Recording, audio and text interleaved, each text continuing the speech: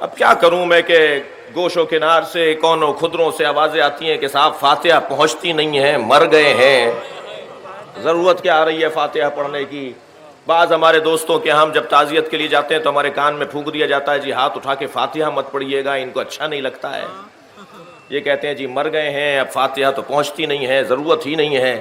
میں تو آپ کی اور اپنی بات کر رہا ہوں۔ میں سرکار کے روزے پر جب گیا اور سلام کرنے لگا تو کہنے لگے جی ایک سلام کہہ کے دوسرا سلام اپنی پسند کا مت کہو، اس لیے کہ پہنچتا نہیں ہے۔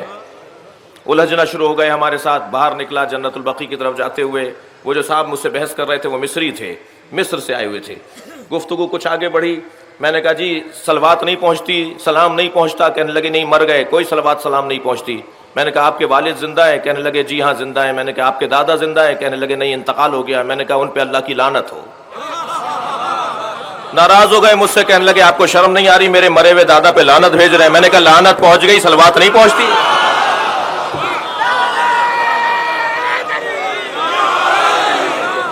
صلوات پڑھیں گے محمد و آل محمد۔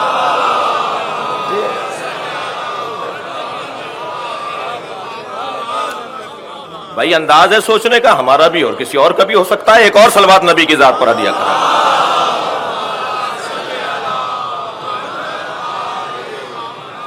قرآن مجید کی تلاوت کا ثواب، میں تو کہتا ہوں جو ہمارے ہاں کا جو انداز ہے، میں ایک اور تھوڑی گنجائش دے دیتا ہوں اپنے ان دوستوں کو کہ یہ جب ہم ہاتھ اٹھا کر سورہ فاتحہ پڑھ رہے ہوتے ہیں، سورہ توحید پڑھ رہے ہوتے ہیں مرنے والوں کے لیے، تو یہ پہنچے گی نہیں پہنچے گی یہ علمی بحث ہے، یہ اللہ جانے، مردہ جانے، پڑھنے والا جانے۔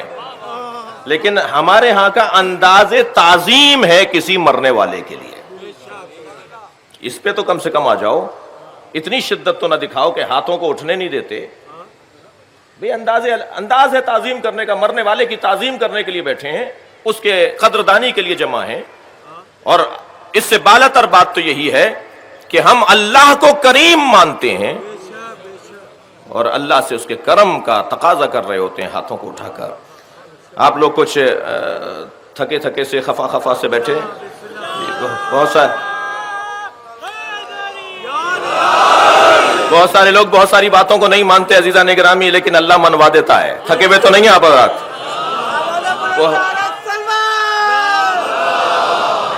صلی علی محمد وآلہ محمد۔ اللہ آپ کو عظمت عطا فرمائے، اللہ آپ کو حفاظت عطا فرمائے، اللہ آپ کو رزق میں عزت میں آپ کے اضافہ فرمائے۔ ایک ایک فرد جو ادھر بیٹھا ہے، جو آواز میری سن رہا ہے، اللہ اس کو اپنے حفظ و امان میں قرار دے۔ بہت سارے لوگ بہت ساری چیزوں کو مانتے نہیں ہیں مگر اللہ منوا دیتا ہے۔ آپ دیکھیے بہت سارے لوگ وسیلے کو مانتے نہیں ہیں مگر ہاتھ اٹھا کے دعا ضرور کر رہے ہوتے ہیں۔ یہ کیا ہے؟ وسیلہ نہیں ہے تو یہ کیا ہے؟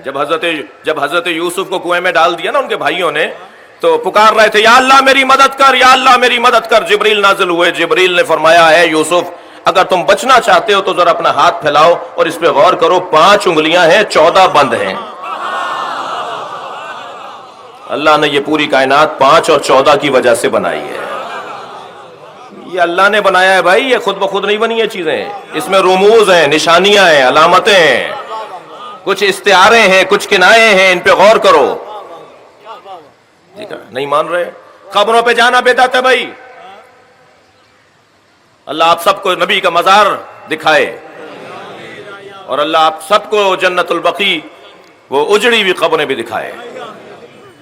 اور آج کی اس مجلس میں یہ بھی سب دعا کر کے جائیں کہ ہماری آنکھوں کے سامنے وہ مزار بنے جو مزار 1924 میں گرائے گئے تھے، ابن بطوطہ کے سفر نامے میں لکھے ہوئے ہیں، ابن خلدون کے سفر نامے میں ان مزاروں کی تصویریں موجود ہیں۔ میں اس بحث پہ، یہ میرا مضمون نہیں ہے کہ کیا، لیکن بہت سارے لوگ کہتے ہیں جی مزاروں پر نہیں جانا چاہیے اور مزارات پہ جانا بدعت ہے فلاں۔ میں ان سے شدت کو کم کرنے کی دعوت دے رہا ہوں، شدت کو کم کریں۔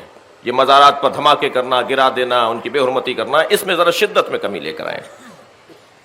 آپ نہیں مانتے مزار کو، اللہ منواتا ہے۔ مثال دینے جا رہا ہوں، خانہ کعبہ کا طواف کر کے آئے ابھی جناب مصطفیٰ صاحب، اللہ تمام حاجیوں کی عبادتوں کو قبول فرمائے۔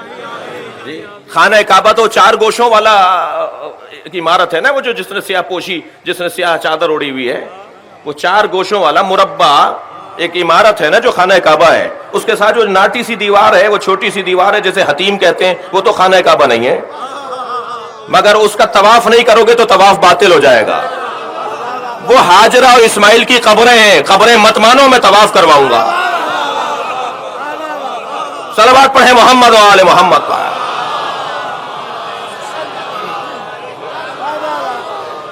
تبرکات کا انکار کرنے والے، نیاز نظر کی مخالفت کرنے والے، سبیلوں کے خلاف بات کرنے والے زمزم ضرور لے کر آتے ہیں۔